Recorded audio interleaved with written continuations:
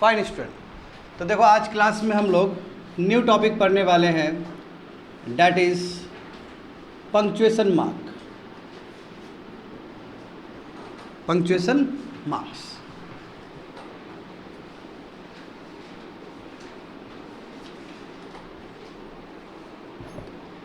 Punctuation marks के बारे में हम लोग पढ़ेंगे। अब क्या होता है पंक्चुएशन मार्क का मतलब? हाँ शिवानी तुम बताओ, व्हाट इज पंक्चुएशन मार्क?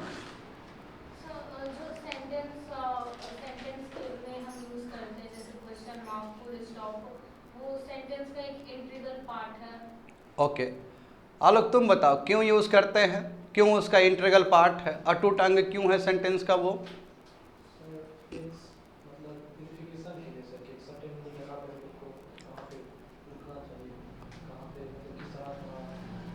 बहुत अच्छा, तुम बताओ। उसका जो है कोई भी सेंटेंस है उसका महत्व दिखाने के लिए, अगर कोई भी डबल कोटेशन देते हैं उसका महत्व दिखाने के लिए। ओके आरती, पंक्चुएशन मार्क सुनी हो? नहीं सुनी हो पंक्चुएशन मार्क? आप सुने हैं? सर जैसे कोई भी शब्द को जो शुरुआत करते हैं या किसी को मेन दिखाना होता है कि मतलब ये चीज़ है तो मेन फ्रंट पे, जैसे ऊपर में जो वो देते हैं वो तो हम बोल देंगे सब्जेक्ट है main.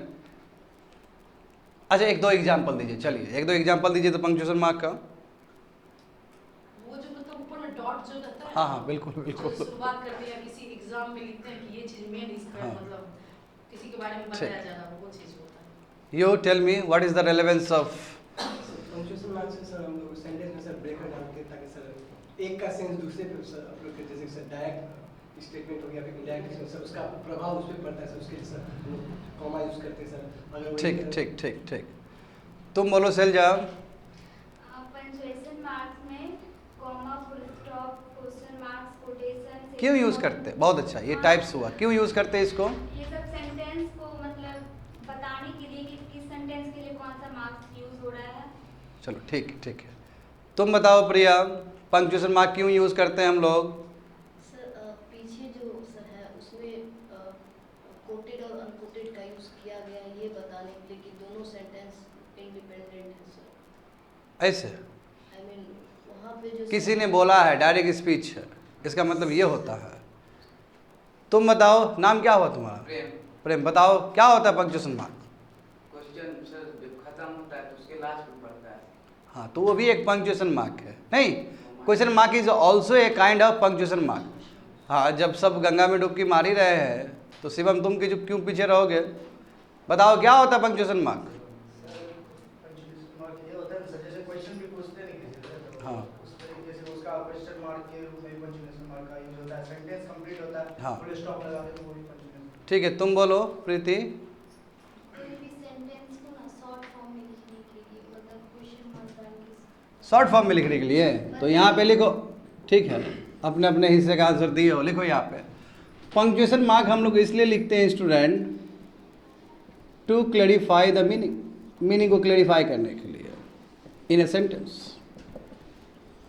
To clarify the meaning in a sentence, आखिर क्या है मीनिंग सेंटेंस का, उसके लिए पंक्चुएशन मार्क का यूज होता है। चलो ये तो तुमने सेंटेंस फॉर्मेशन का बात कर दिया। What about the readers? Readers के लिए पंक्चुएशन मार्क का क्या रिलेवेंस रहेगा? रीडर्स के लिए इसका महत्व ये है, it shows the path, it shows the direction which has to follow while speaking the sentences.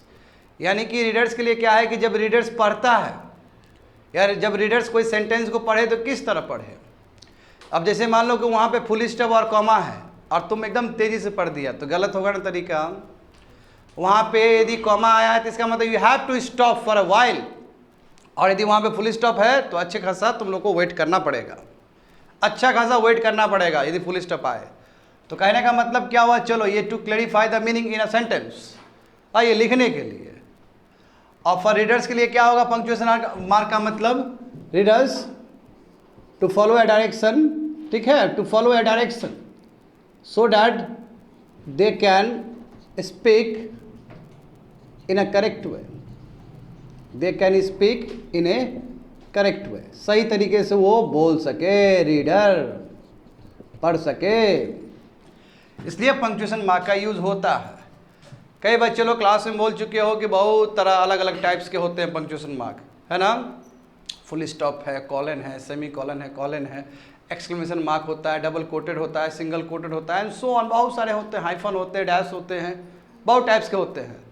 तो सबसे पहला टाइप्स हम लोग करने वाले हैं स्टूडेंट, जिससे तुम लोग काफ़ी परिचित हो, वो करेंगे हम लोग फुल स्टॉप।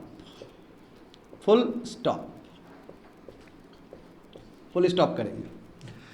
देखो फुल स्टॉप को बच्चे लोग ऐसे नहीं लिखा जाता है, full stop always plates at the bottom, यहाँ पे लिखा जाता है। कई बच्चे लोग को देखते हैं सेंटेंस कंप्लीट हुआ बीच में लगा देता है, बीच में नहीं, नीचे लगाना है, समझे ना। यहाँ पे लगाओगे तो गलत हो जाएगा, कहाँ पे लगाना है, नीचे लगाना है, समझे, फुल स्टॉप। तो चलो इसका एप्लीकेशन देखते हैं, कहाँ कहाँ पे हम लोग फुल स्टॉप को यूज़ कर सकते हैं। एप्लीकेशंस ऑफ फुल स्टॉप, पहला देखते हैं, number 1, to end a statement.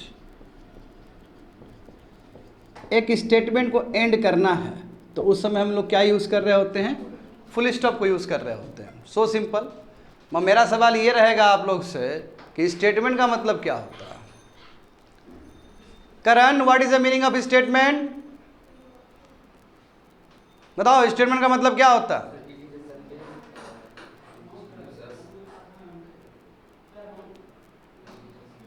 Salja, what is statement? Sir कोई सेंटेंस ही ना हो। आरती, क्या होता है statement? Preeti Kumari, what is statement? Shivani? Sir group of word जो कंप्लीट मीनिंग दे रहा हो या फिर कोई बोल रहा है तो कंप्लीट करना हो तो। आलोक? वो तो क्लॉज हो गया ना जी, क्या सेंटेंस हो गया? I am not asking about the sentence, I am asking about the statement. Statement क्या होता है? You? Sir strength is life, weakness is death, वो एक स्टेटमेंट है सर, और उसके नीचे फुल स्टॉप का यूज किया गया है सर। तो कैसे हम मान ले, तो तुम एग्जाम्पल दे रही हो, क्या मीनिंग बताओ स्टेटमेंट का। ग्रुप ऑफ वर्ड्स को सर जो हमको वही बोल रहा है बच्चे लोग पीछे से, बिल्कुल ग्रुप ऑफ वर्ड्स ही रहेगा, आखिर ये सेंटेंस का ही स्ट्रक्चर होगा। बट इंपॉर्टेंट चीज़ ये स्टूडेंट की statement always give you the information, ये आपको इन्फॉर्मेशन देगा किसी चीज़ के बारे में। It gives you the picture of truth, क्या सच्चाई है, हाँ समझे। It gives you the logic, ये स्टेटमेंट है। इसलिए हम स्टेटमेंट को स्टूडेंट डिक्लेरेटिव सेंटेंस भी कह रहे होते हैं। Declarative sentence, declarative sentence is a statement जहाँ पे चीज़ों को डिक्लेयर किया जाए, किस फॉर्म में, इन्फॉर्मेशन दिखाने के लिए या सच्चाई दिखाने के लिए या लॉजिक दिखाने के लिए, कुछ भी हो सकता है। यहाँ बहुत सारी चीज़ लिस्ट हो सकते हैं, समझ गए। इसी को हम अफर्मेटिव सेंटेंस भी बोल रहे होते हैं, क्योंकि affirmative sentence gives you the information. बात समझे। तो कभी भी एक स्टेटमेंट को ख़त्म करना है, अर्थात कभी भी एक डिक्लेरेटिव सेंटेंस को ख़त्म करना है। डिक्लेरेटिव सेंटेंस या स्टेटमेंट का मतलब होता है जिसमें हमें इंफॉर्मेशन छुपा हो, जिसमें ट्रूथ छुपा हो। जैसे एग्जाम्पल देखो, हाँ, जैसे Mukesh is one of the best student in our class, let's। इसमें इंफॉर्मेशन छुपा हुआ है ना स्टूडेंट, इसमें इंफॉर्मेशन छुपा हुआ है, ट्रूथ भी छुपा हुआ है ना। तो Mukesh is one of the best student in our class. देखो यहाँ पे इन लगाए, क्यों यहाँ पे इन लगाए? क्योंकि यहाँ पे सुपरलेटिव डिग्री है। सुपरलेटिव डिग्री समझते हो ना, गुड, बेटर, बेस्ट। जब बेस्ट आ जाता है तो प्रीपोजिशन हमेशा हमें इन यूज़ करना होता है, यहाँ पे हम ऑफ यूज़ नहीं कर सकते हैं। बात समझ में आ गया ना। तो क्या हो गया स्टूडेंट, देखो फुल स्टॉप आया कि नहीं आया? टू एंड ए स्टेटमेंट, एक स्टेटमेंट को कंप्लीट करना है तो we have to use full stop at the end, end में करना होता है। ठीक है, इसको लिख लो ए। और तुम लोग सेल्फ सेंटेंस खुद बना लोगे तेजी से, सेल्फ सेंटेंस बनाओ तेजी से।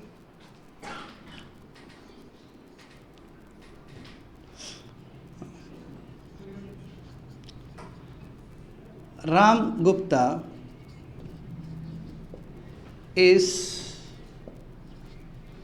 a new professor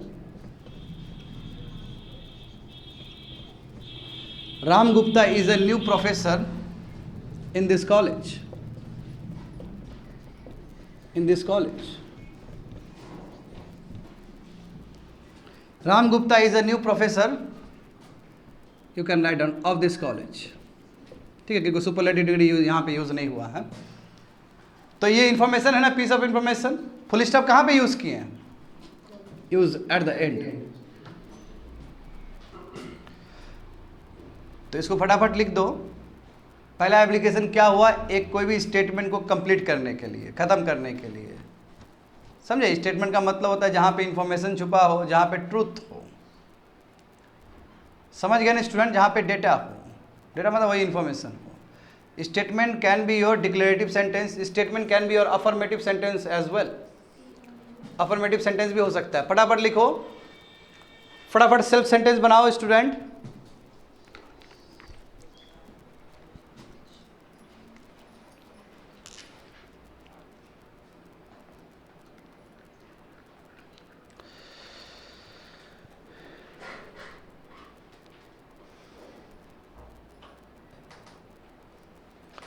कुछ भी सेंटेंस, समझे, कुछ भी सेंटेंस हो जाएगा यहाँ पे. ऐसा नहीं कि बहुत बड़ा बड़ा चीज़ बता रहे, बहुत सिंपल ही चीज़, कुछ भी हो सकता है.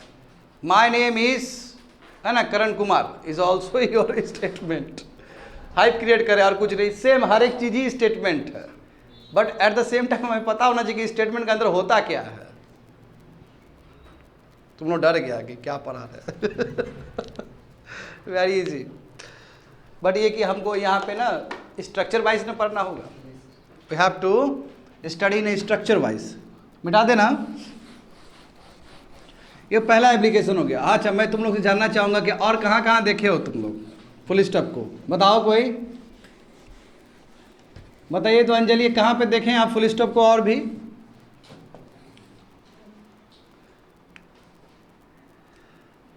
To show titles.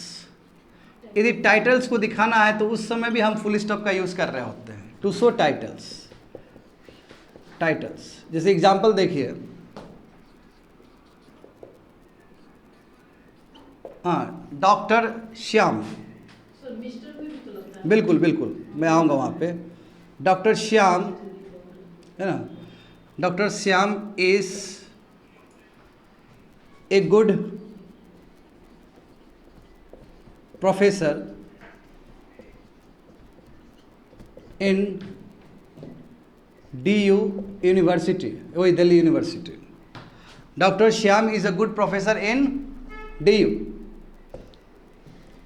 या ऑफ DU भी लिख सकते, कोई दिक्कत नहीं है. Doctor Shyam is a good professor of DU. यहाँ दोनों ही लिख सकते हो इनफैक्ट. यानी कि दिल्ली यूनिवर्सिटी के बहुत अच्छे प्रोफेसर हैं. डॉक्टर लगा नहीं है टाइटल, यहाँ पे फुल स्टॉप लगा कि नहीं लगा? बताओ तो. बिल्कुल उसी तरह देख लो. अच्छा, मिस्टर और मिसेस, यही ना बोलना चाह रहे हैं आप? बच्चे लोग हमें ध्यान देना होगा. मिस्टर और मिसेस जो लगता है वो नाम के साथ कभी नहीं लगता, वो टाइटल के साथ लगता है. जैसे एग्जांपल देखो, A and B. Mister Chopra has won the gold medal. Mr. Chopra has won the gold medal in the Olympics. Neeraj Chopra का बात कर रहा हूँ तो मैं मिस्टर नीरज चोपड़ा नहीं बोल सकता. उस समय उसका कास्ट को ही लिया जाता है.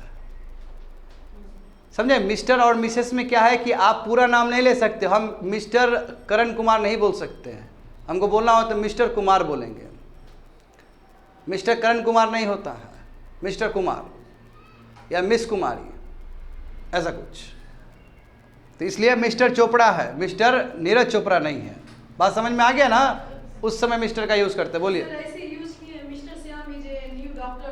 हाँ, नहीं, गलत हो जाएगा. मिस्टर कुमार लिखिए, मिस्टर गुप्ता लिखिए. हमेशा टाइटल लगता है. समझे ना? जाके इंटरनेट पे चेक कर लेना तुम लोग, ठीक है ना? ऑलवेज टाइटल जो है ना, ये टाइटल, इसलिए टाइटल है ये.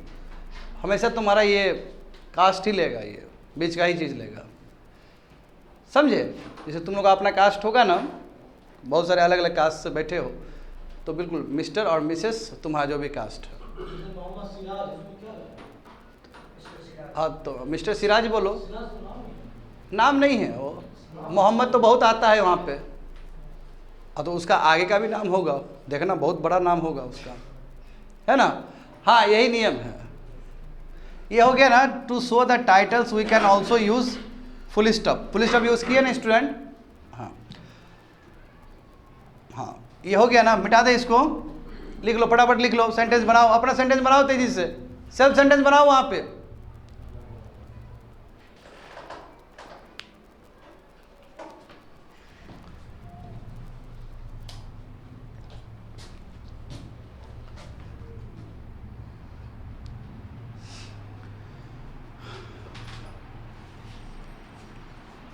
रब कर देना, हो गया ना।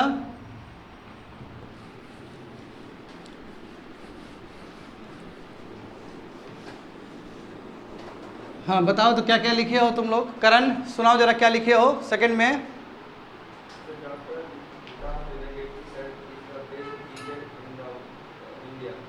हाँ इन द इंडिया नहीं, in India,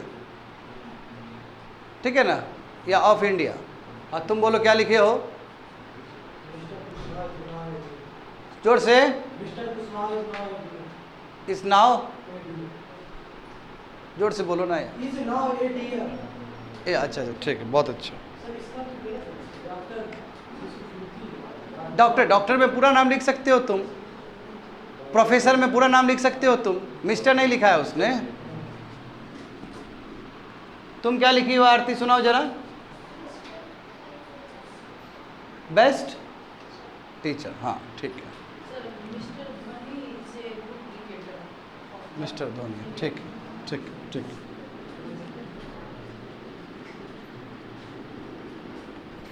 to show abbreviation, abbreviation जानते हो ना, फुल फॉर्म जिसको बोलते हैं हम, फुल फॉर्म, ठीक है। तो फुल फॉर्म भी हो सकता है, देखो ये तीसरा बिल्कुल, थर्ड वन। जैसे एग्जांपल देखो, द यूएस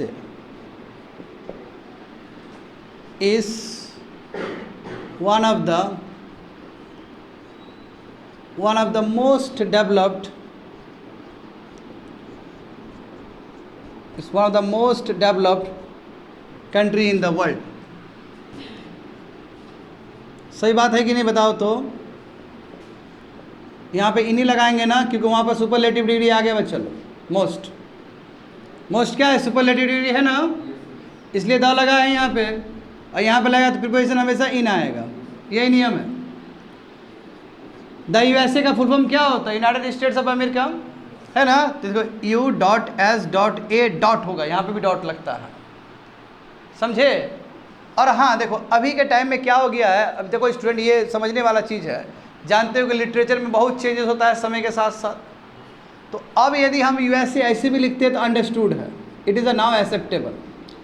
AM हम ऐसे भी लिखते हैं तो नाउ इट इज़ एक्सेप्टेबल, और नहीं तो तुमको ऐसे लिखना है तो लिखो, कोई दिक्कत नहीं है। ये भी लिख सकते हो, बोथ आर एक्सेप्टेबल, क्योंकि बहुत सारा समय के साथ चेंजेस आता है, बताया है ना तुम लोग को। हाँ PM कैसे लिखोगे, PM मतलब प्राइम मीडियम का बात कर रहे हैं, ये वाला, समझे। या फिर PM पोस्ट देखो ऐसे करके, प्राइम मिनिस्टर, इसको ऐसे भी लिख सकते हो या फिर ऐसे भी लिख सकते हो, बोथ आर एक्सेप्टेबल नाउडेज। अब स्वीकार कर लिया गया है सभी चीज़ को, दोनों को ही स्वीकार कर लिया गया है। एब्रिविएशन के लिए यूज़ हो रहा है कि नहीं हो रहा है, ये बताओ। हाँ। B नंबर देखो, he will have reached the office by 9 AM tomorrow।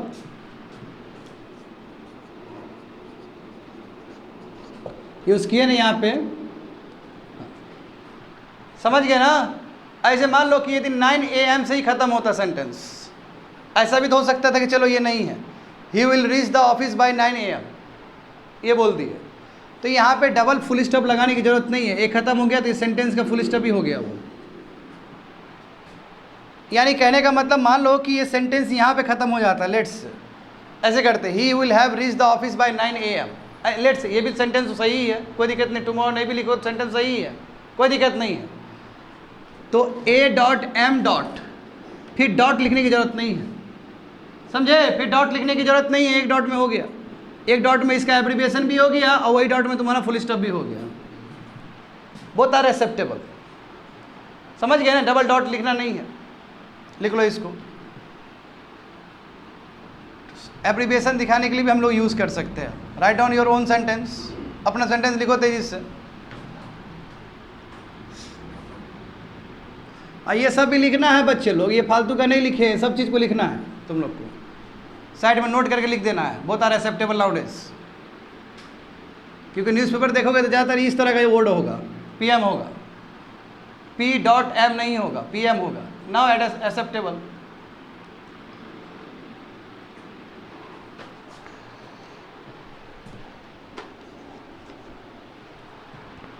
ये हमारा हो गया थर्ड। क्या लिखी हो शिवानी, सुनाओ जरा फिर से। यूके नहीं, द यूके, जो यूनाइटेड वर्ड होगा हमेशा उसमें द लगेगा। देखो यहाँ पे हमने खुद द लगाया है।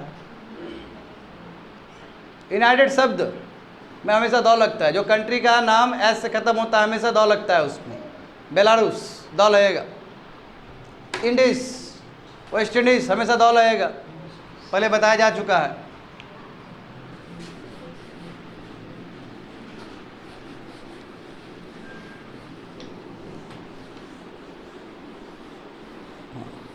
एक ये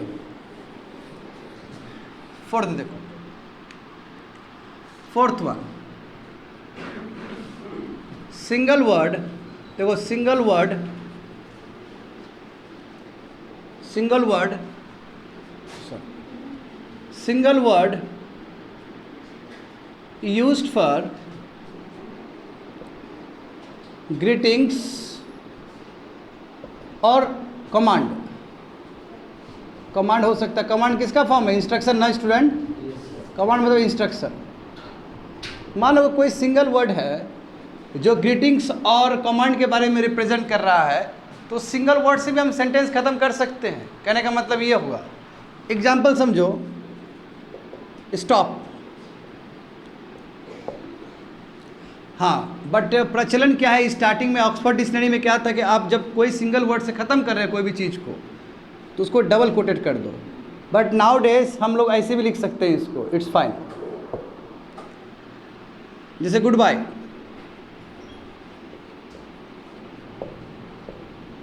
now days you can write only goodbye, both are acceptable.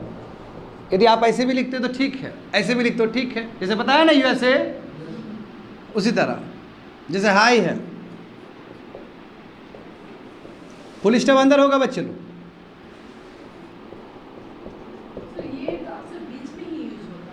क्या बोले? ये अक्सर बीच में ही यूज जो ही नहीं है, आप देखिए क्या लिखा है, सिंगल वर्ड, एक वर्ड आप यूज़ कर रहे हैं ग्रीटिंग्स या कमांड के लिए, तो उस समय you have to use full stop at the end. बोलने का मतलब ये होगा। अक्सर तो बीच में ही यूज करता है कोई चीज़ को दिखाने के लिए। हाँ, कई बार ऐसा होता है, मगर आप सिंगल भी कर सकते हैं। कहने का मतलब ये सिंगल वाला हम लोग काम कर रहे हैं।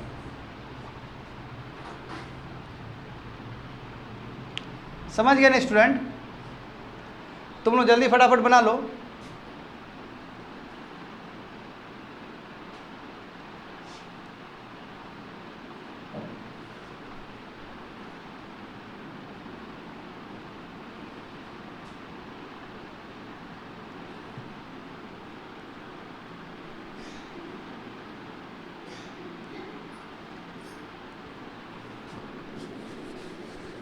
हो गया ना? चलो अब देखते हैं फिफ्थ वन। फिफ्थ वन और कहाँ पे यूज़ कर सकते हैं हम इस चीज़ को? देखो, to use for website, website या फिर ईमेल एड्रेस के लिए भी यूज़ कर सकते हैं। ईमेल एड्रेस के लिए जैसे एग्जाम्पल देखो, to get any information to get any information, log into www.information.com, full stop. यहाँ पे हुआ ना, यहाँ पे यूज़ हुआ ना स्टूडेंट, इसलिए हम लोग वेबसाइट में भी यूज़ कर रहे होते हैं फुल स्टॉप का। कहने का मतलब ये हुआ, समझ में आ रहा है ना तुम लोग को। दूसरा वो वेबसाइट का ये ईमेल एड्रेस का ही बता देते हैं। माई ईमेल आईडी इस, हाँ कुछ दे देते हैं यहाँ पे, gkumar@gmail.com। यूज़ हुआ है ना, देखो डॉट यहाँ पे होता है। ईमेल आईडी है सबका, बिल्कुल।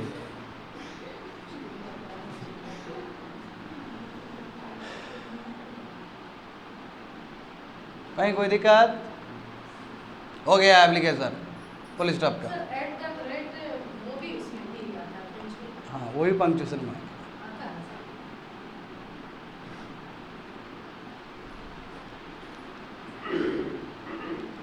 समझ गए ना। हाँ। अच्छा वो जो पहला जो किए थे डिक्लेरेटिव सेंटेंस, तो बच्चे लोग डिक्लेरेटिव सेंटेंस में इंपेरेटिव सेंटेंस भी हो जाएगा, don't go there, full stop. तो कुछ भी हो सकता है वहाँ पे स्टेटमेंट। हाँ बस इंट्रोगेटिव नहीं होना चाहिए, ना ही एक्सक्लेमेशन वाला होना चाहिए। इंट्रोगेटिव होगा तो क्वेश्चन मार्क, एक्सक्लेमेशन होगा तो एक्सक्लेमेशन मार्क, वो दोनों का बिरादरी छोड़ के बाकी का सेंटेंस। हम जानते हैं कि बहुत तरह का सेंटेंस होता है, तो डिक्लेरेटिव सेंटेंस का मतलब केवल पॉजिटिव सेंटेंस नहीं है। डिक्लेरेटिव सेंटेंस का मतलब है कि बाकी भी बहुत सारे सेंटेंस उसमें आ सकते हैं।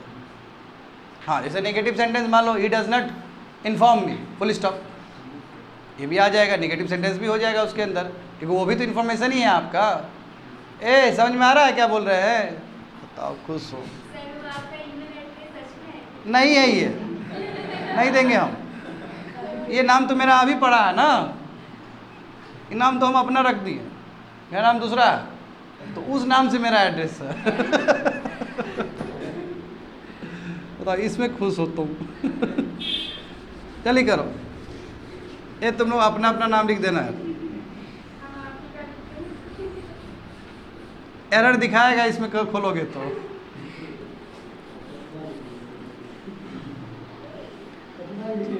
क्या लिखा तुम? हाँ ये अपना लिखो ना। अब माई ईमेल आईडी करके तुम हमारा लिख दोगे, ये तो गलत बात है ना। हाँ तुम भी लिखी हो? अच्छा चलो बताओ, अपना बताओ।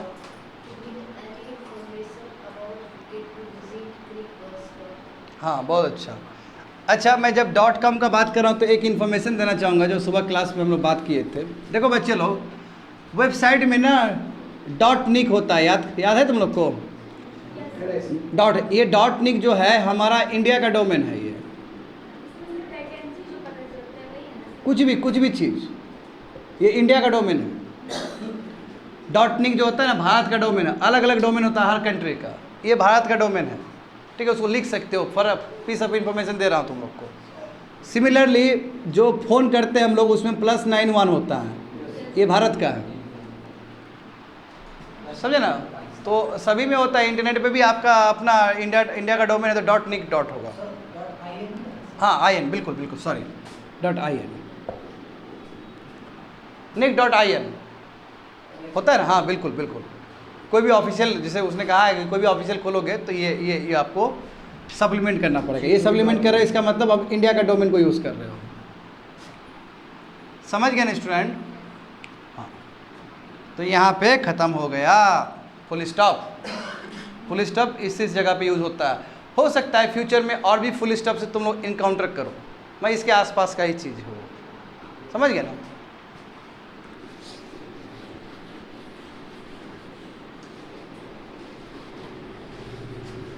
अब हम लोग करते हैं जो second one, that is comma.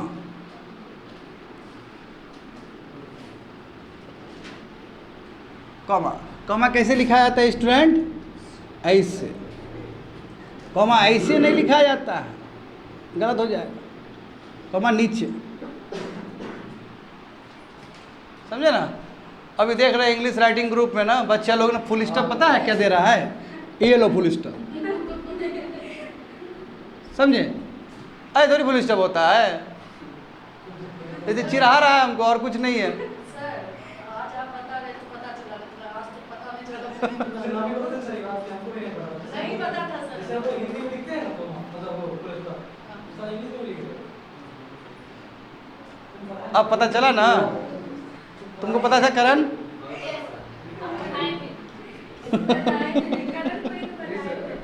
हाँ जी, सही तरीके से यूज़ करना है ना कोई भी लैंग्वेज का। हाँ, जो तौर तरीका है। अब क्या है, punctuation mark is nothing but is a mark ना।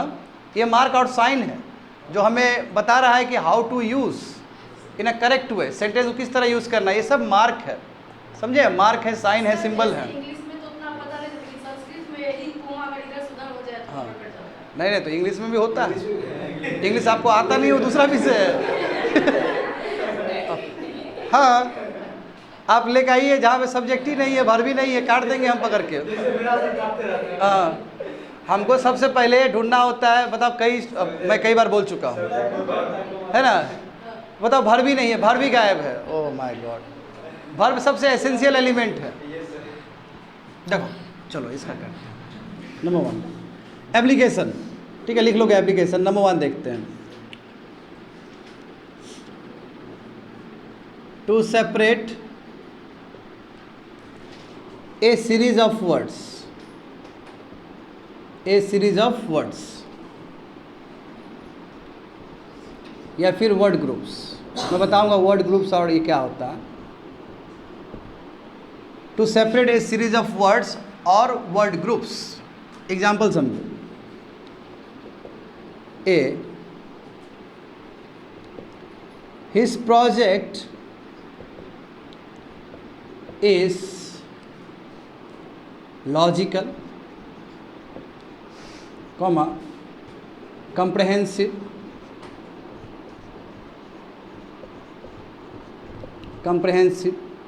comma, and clear। इस पे मुझे कुछ बताना है तुम लोग को। यहाँ पे ध्यान दो, थोड़ी देर में लिखना।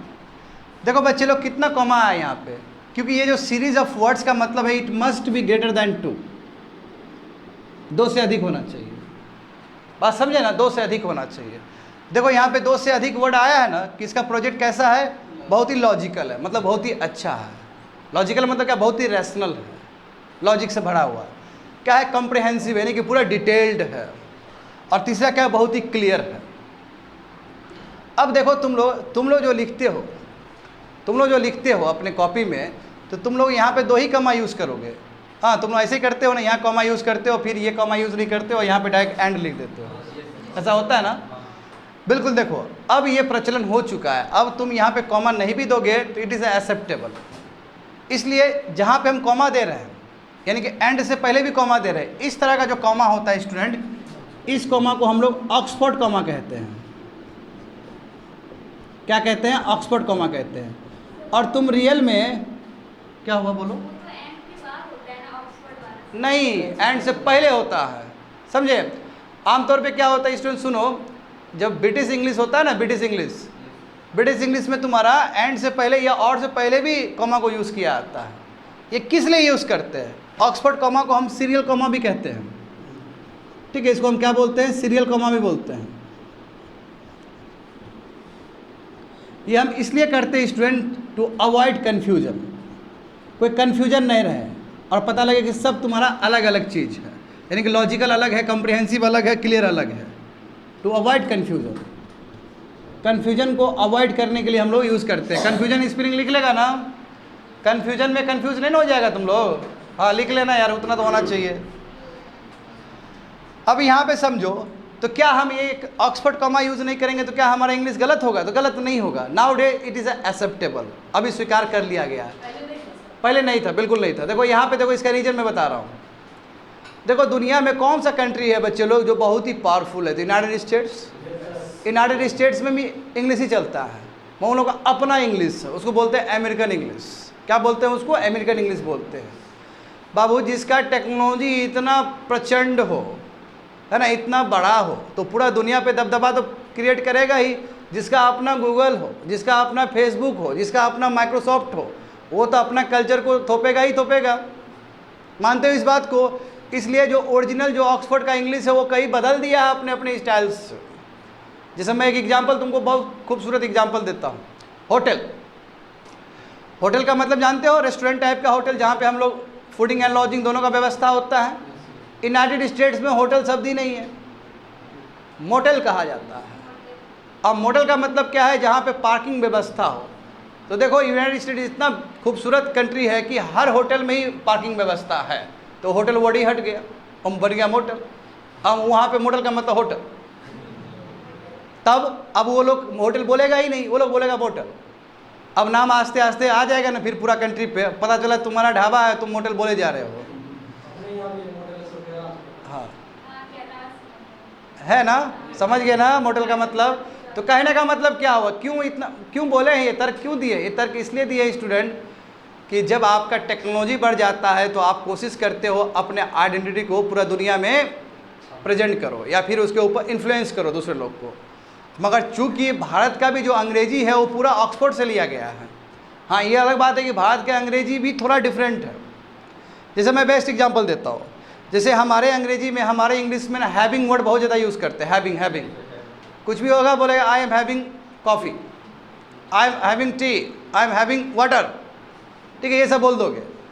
मगर इंग्लिश डिक्शनरी में या ऑक्सफोर्ड इंग्लिश में ये कुछ नहीं बोला जाता है। I am taking water, I am eating food. हम लोग क्या है कि हैविंग वर्ड को बहुत ज़्यादा यूज़ करते हैं। इसका मतलब क्या? हमारा अंग्रेजी गलत है? हमारा अंग्रेजी बिल्कुल गलत नहीं है, क्योंकि जो भाषा है अपने जगह के हिसाब से एडप्ट भी करता है। बात समझे? तो भाषा बदल रहा होता है स्टूडेंट प्रांत के हिसाब से। तो बात समझे, जो ओरिजिनल है उस हिसाब से बताएं। अब तो ये समझे कि series of word, what about the word groups. तो इसको समझो यहाँ पे B number,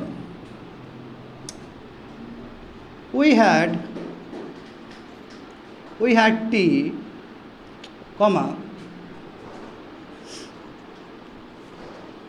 bread and butter, comma, and some fruits.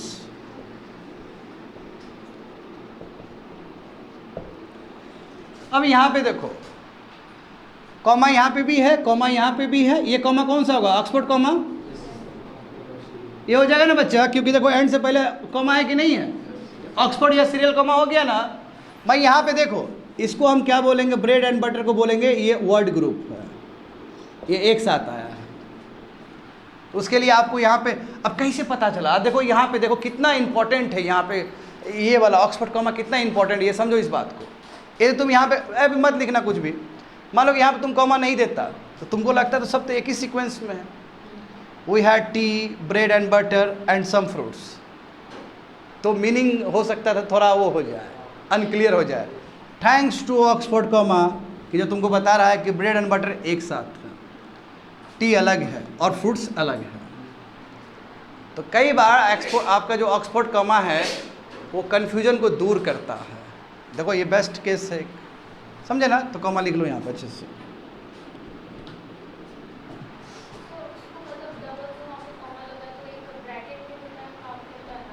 हाँ, अभी जाएंगे, बात करेंगे उस पर, बात करेंगे। फर्दर एप्लीकेशन सब होगा, उसको बोलते हैं पैरेंथेटिकल एलिमेंट्स।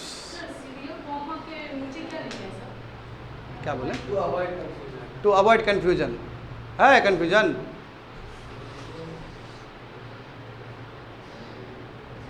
ए लिखो, सेल्फ सेंटेंस जल्दी बनाओ तुम लोग।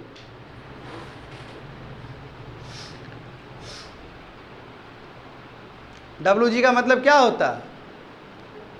Word group. लिख लेना यार। कहा चला कुछ और ही मीनिंग लेके चल रहा है तुम लोग। वर्ड ग्रुप बोल रहा है, वो नहीं, पूरा लिखो।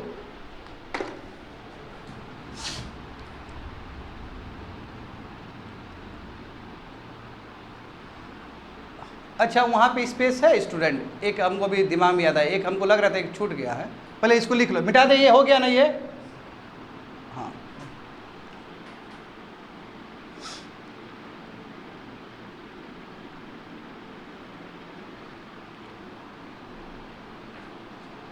जल्दी जल्दी, बी क्विक।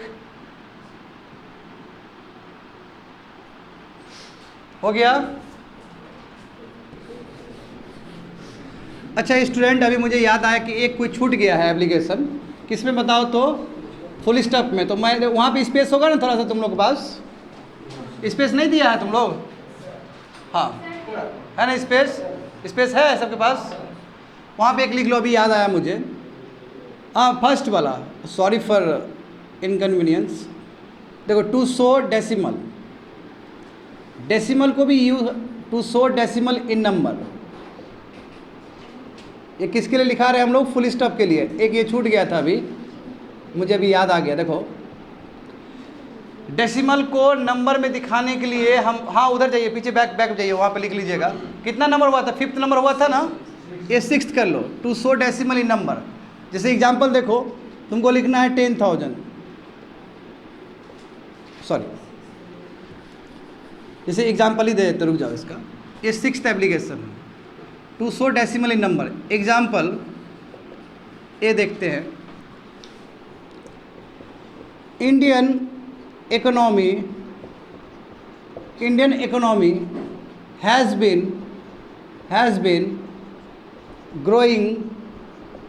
ग्रो कर रहा है लंबा समय तक, समझ रहे हैं ना, कंटिन्यूस जो है। Indian economy has been growing around 6.5% for the 3 quarters,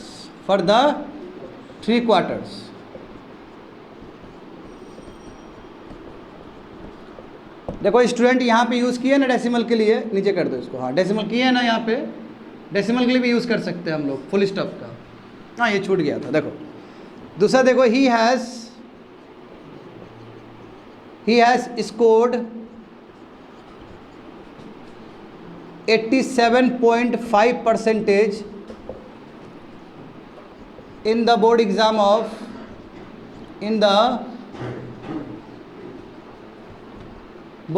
of class 12। देखो यहाँ पे आया ना डेसिमल, डेसिमल कैसे रिप्रेजेंट किए हैं? फुल स्टॉप से, बिल्कुल। तो ये तुम्हारा 6th एप्लीकेशन अब कंप्लीट हो गया। लिख लो फटाफट, लिख लो।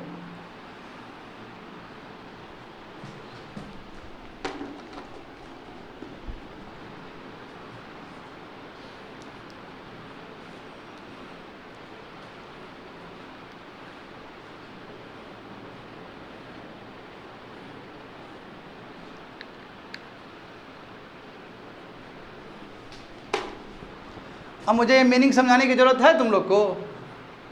मीनिंग समझ में आया क्या लिखे हैं? भारत का जो इकोनॉमी है कितना % से ग्रोथ कर रहा है? अराउंड 6.5%। तो इंडियन इकोनॉमी कहो या फिर इंडियन जीडीपी कहो, एक ही बात है। जीडीपी ऐसे भी लिख सकते हो, ऐसे भी लिख सकते हो, बोथ आर एक्सेप्टेबल। यहाँ पे भी लगाओ वो चीज़, लिखो लिखो फटाफट लिखो, तेजी से लिखो। हमेशा देखो एक जब ख़त्म हो जाए ना फुल स्टॉप, थोड़ा स्पेस देते हैं वहाँ पे, थोड़ा स्पेस दिया करो। अब फिर नया कोई हुआ तो नए पेज में स्टार्ट करो उसको, ये नहीं कि वहीं पे खिचड़ी बात बना दी है पूरी तरीके से।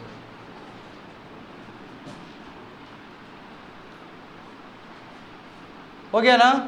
देखो चलो, कॉमा कितना हुआ? फर्स्ट वन एप्लीकेशन कॉमा का। अब हाँ अभी कर रहे हैं, एक ही ने बताया तुम लोग को, एक ही ने बताया है। देखो यहाँ पे सेकंड एप्लीकेशन देखो यहाँ पे, देखो टू शो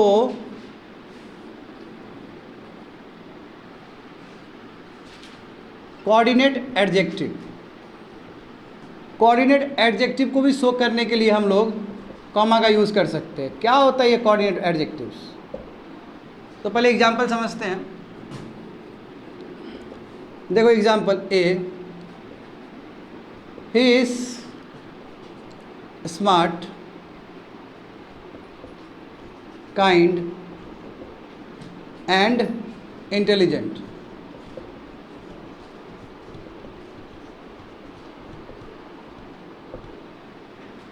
क्या है वो? स्मार्ट भी है, काइंड भी है और इंटेलिजेंट भी है। अच्छा ये क्या है बताओ तो? स्मार्ट क्या है? एडजेक्टिव। काइंड क्या है? एडजेक्टिव। इंटेलिजेंट क्या है? एडजेक्टिव है। तो कोऑर्डिनेट एडजेक्टिव का मतलब क्या होता है? कोऑर्डिनेट एडजेक्टिव, सुनो कोई बात नहीं, मत लिखो अभी, छोड़ दो, अभी स्पेस देंगे, अभी यहाँ सुनो अच्छे से।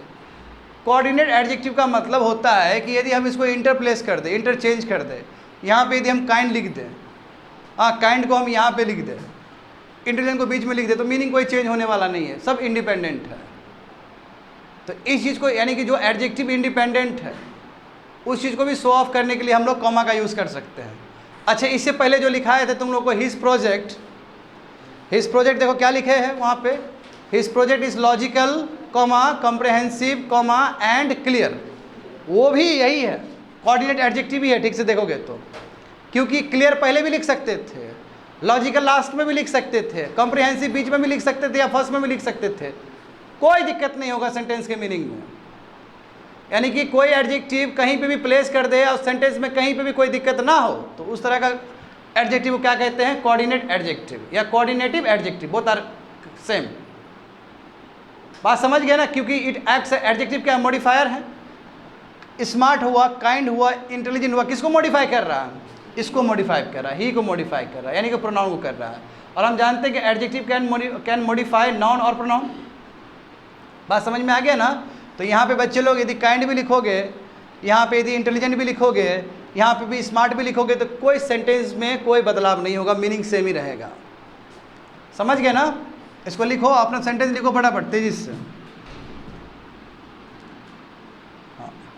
Meaning remain same, sense will remain same.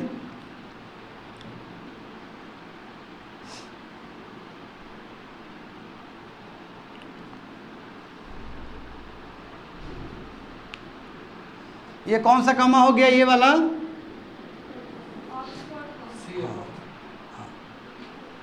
ठीक, मिटा दे।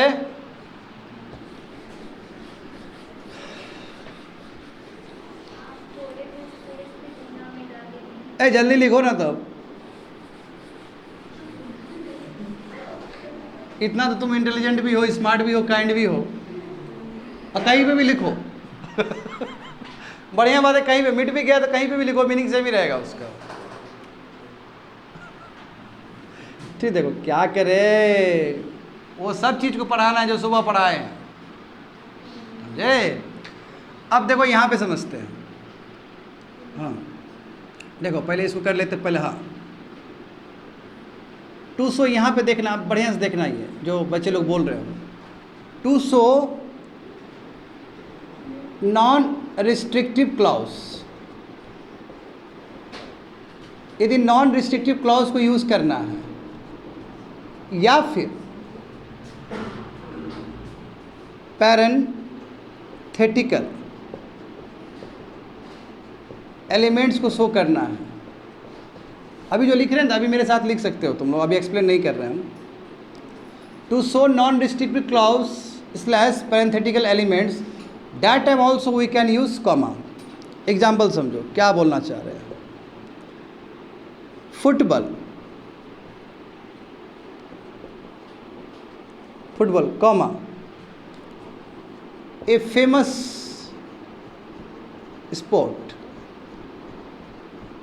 comma a famous sport has been playing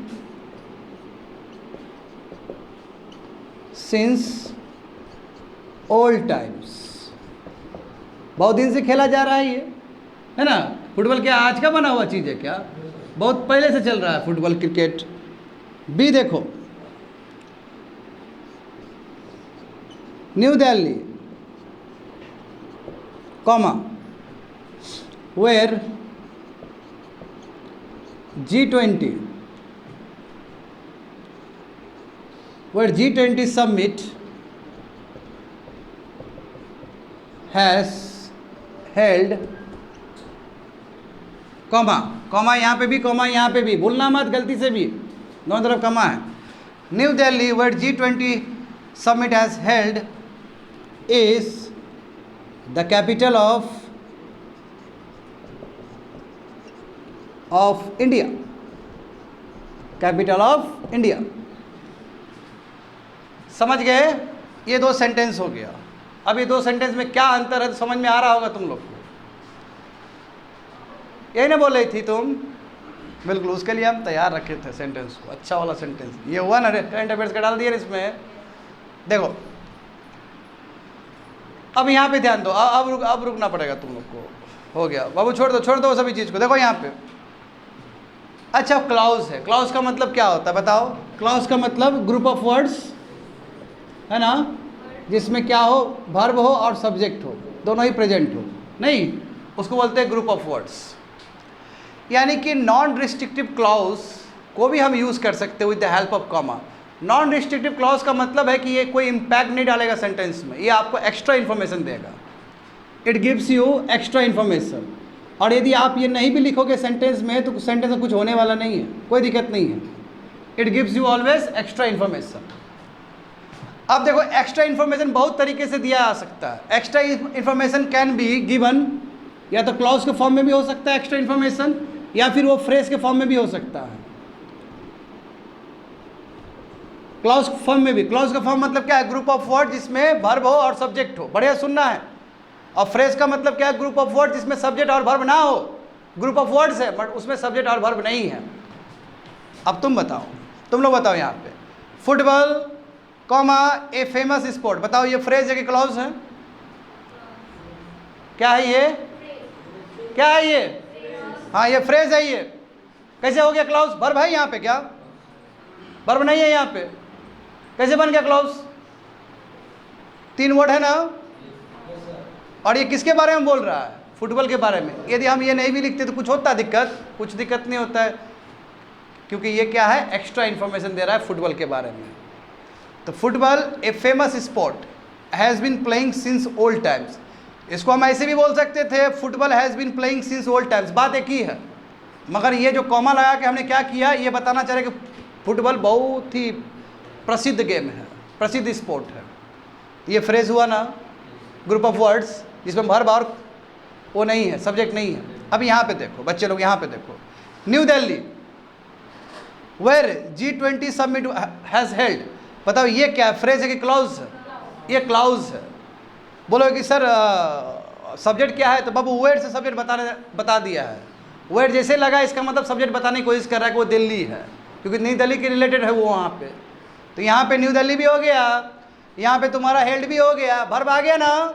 group of word जिसमें सब्जेक्ट और वर्ब आ जाए वो क्या बन जाएगा? क्लॉज बन जाएगा. And it gives you the extra information. ये दिल्ली के बारे में बता रहा है, मगर रियल इन्फॉर्मेशन क्या है? New Delhi is the capital of India.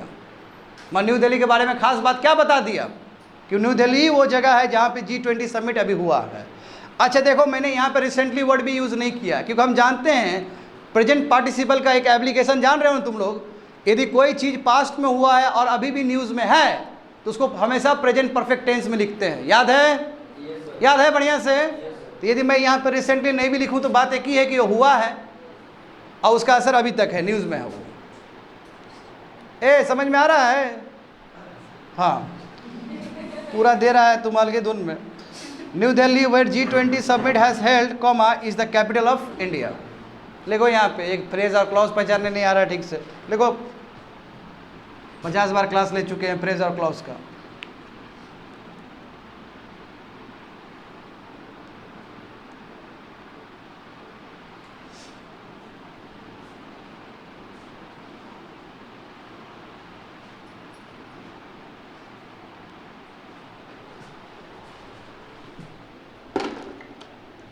यदि ये कॉमा छोड़ दिया यहाँ से तो फिर कोई एक्स्ट्रा इन्फॉर्मेशन नहीं. कॉमा पुट करो यहाँ पे और सेल्फ सेंटेंस लिखो तेजी सभी स्टूडेंट.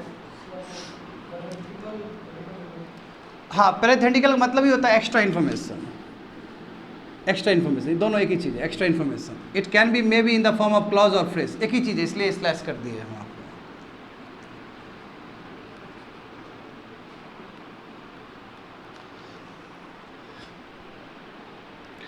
या फिर मैं तुमको दूसरे तरीके से बताता हूँ। देखो, पैरेंथेटिकल एलिमेंट्स का मतलब कुछ नहीं, पैरेंथेसिस है। पैरेंथेसिस का मतलब होता है स्मॉल ब्रैकेट। सुने हो स्मॉल ब्रैकेट? ये वाला ब्रैकेट, रुक जाओ। पैरेंथेसिस का मतलब होता है ये वाला ब्रैकेट बच्चे लोग, ये वाला ब्रैकेट, हाँ छोटा वाला ब्रैकेट, स्मॉल ब्रैकेट, छोटा वाला ब्रैकेट। देखो इसमें कोई भी इंफॉर्मेशन लिखेंगे ना, ये एक्स्ट्रा इंफॉर्मेशन होता है, that is called parenthetical elements. समझे? ये पैरेंथेसिस वर्ड से लिया गया है, पैरेंथेटिकल, और कुछ नहीं। छोटका वाला नहीं ऐसे ही होना चाहिए हाँ, बड़ा वाला भी आएगा। लिख लो इसको तेज से, बनाओ सेंटेंस, बनाओ सेल्फ सेंटेंस बनाओ तेज से। मिटा दे नहीं है कंप्लीट।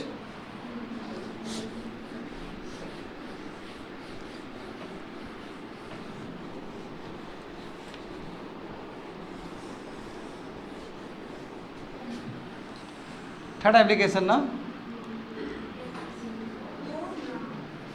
थर्ड कंप्लीटेड ना।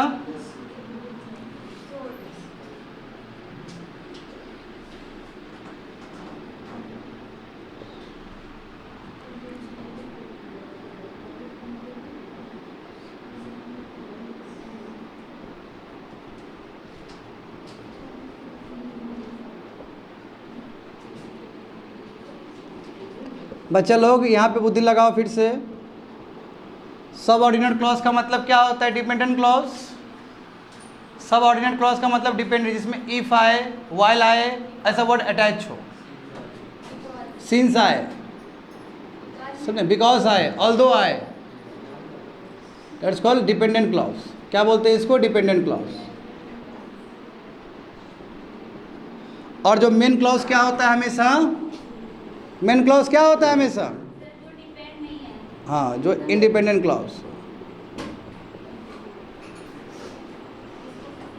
या फिर मेन क्लॉज को हम लोग प्रिंसिपल क्लॉज भी बोल रहे होते हैं। समझे? बैठ जाओ बैठ जाओ, कोई दिक्कत नहीं, बैठ जाओ। प्रिंसिपल क्लॉज समझ गए? एग्जाम्पल समझो। हाँ, ए, if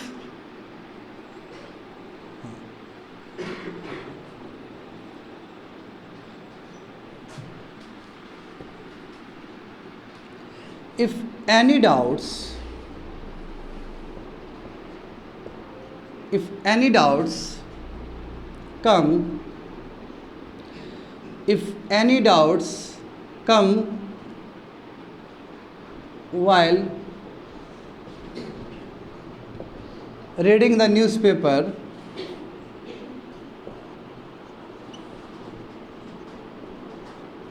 comma, don't hesitate, don't hesitate to ask me the doubts.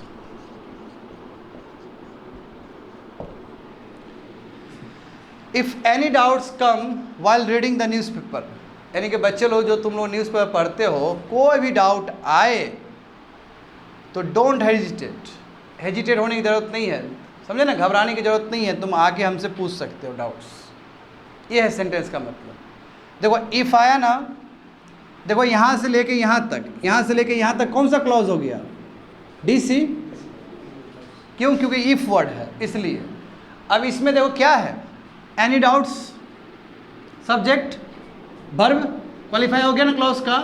But if भी अटैच है, इफ अटैच है तो क्या होगा?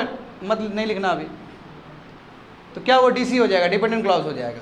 बट यहाँ पे ऐसा नहीं है, ये क्या है? Independent clause. डोंट हेजिटेट, यहाँ पे इफ, ऑल्दो, बट ऐसा कुछ नहीं आया ना, तो ये क्या हो जाएगा आपका? यहाँ से लेके यहाँ तक क्या हो जाएगा? IC हो जाएगा, इंडिपेंडेंट क्लॉज हो जाएगा। समझ में आ गया ना ये चीज़? तो देखो यहाँ पे भी क्या किए कि सब ऑर्डिनेट क्लॉज यानी कि डिपेंडेंट क्लॉज को मेन क्लॉज से अलग करना है, तो उस समय भी हम लोग यहाँ पे कॉमा का यूज़ कर रहे हैं। That is a point to be noted. यहाँ पे क्या करते हैं, कॉमा का यूज़ करते हैं। चलिए अब बनाइए आप लोग।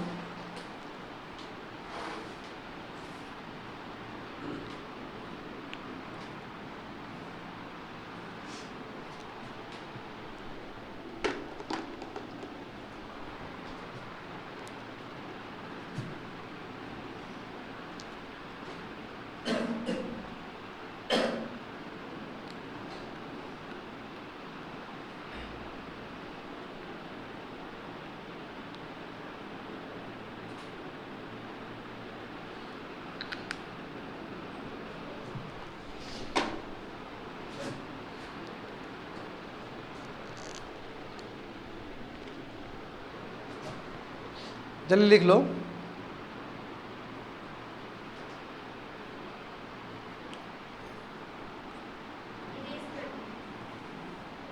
हो गया ना? चलो बहुत अच्छा। डोंट वरी, लास्ट एप्लीकेशन आज बताएंगे अब। खुश रहो। सर फिर कल भी ना बताएंगे। अभी के लिए बोल रहे हैं। टाइम देखो। 5th वन देखो, ये ए हल्ला नहीं करना है तुम लोग को। टू सेपरेट एडजेक्टिव फ्रेज आ गया, एडजेक्टिव फ्रेज आ गया student. To separate adjective phrase या फिर पार्टिसिपल फ्रेज। पार्टिसिपल फ्रेज याद है तुम लोग को? करण क्या होता है पार्टिसिपल फ्रेज? जो VING फॉर्म या V3 से लगे और काम कैसे करे, मॉडिफायर की तरह, यानी कि एडजेक्टिव की तरह काम करे वो। और एडजेक्टिव फ्रेज तो जानते ही हो, स्वयं एडजेक्टिव फ्रेज। जैसे एग्जांपल देखो यहाँ पे, after a, after living his college, after leaving his college he joined the party।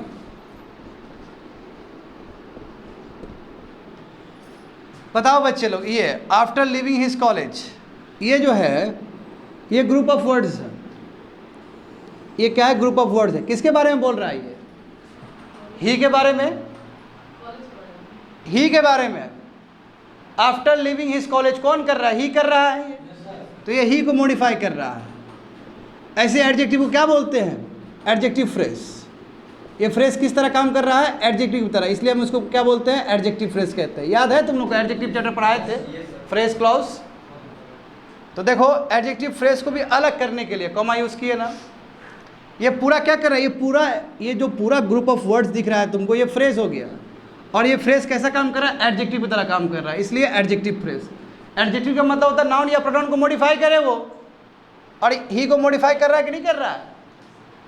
ही को मॉडिफाई कर, आखिर किसके बारे में बोला जा रहा है? ही के बारे में। वो क्या किया? तुम्हारा कॉलेज छोड़ के आया है पार्टी ज्वाइन करने के लिए, और डांस यूज कर रहा है वो पार्टी नहीं, बीजेपी पार्टी नहीं है ये।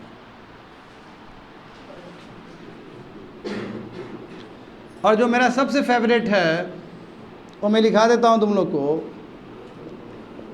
Beaten by mosquitoes. याद आया?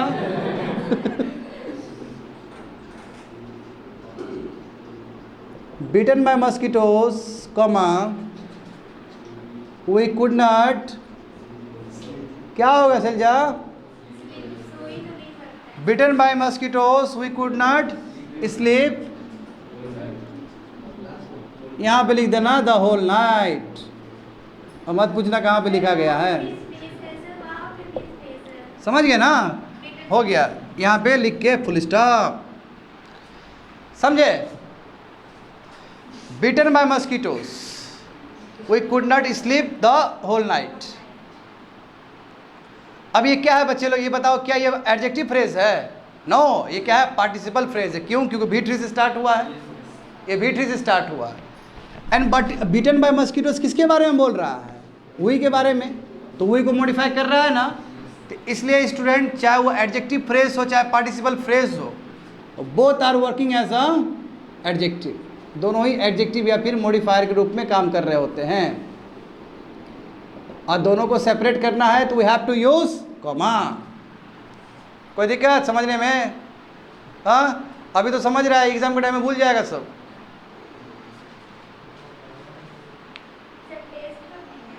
लेंगे टेस्ट, कल्टी मार दोगे टेस्ट में तुम लोग। समझ गए ना? इतना ही बताना था मुझे, बस इतना ही बताना था आज क्लास में।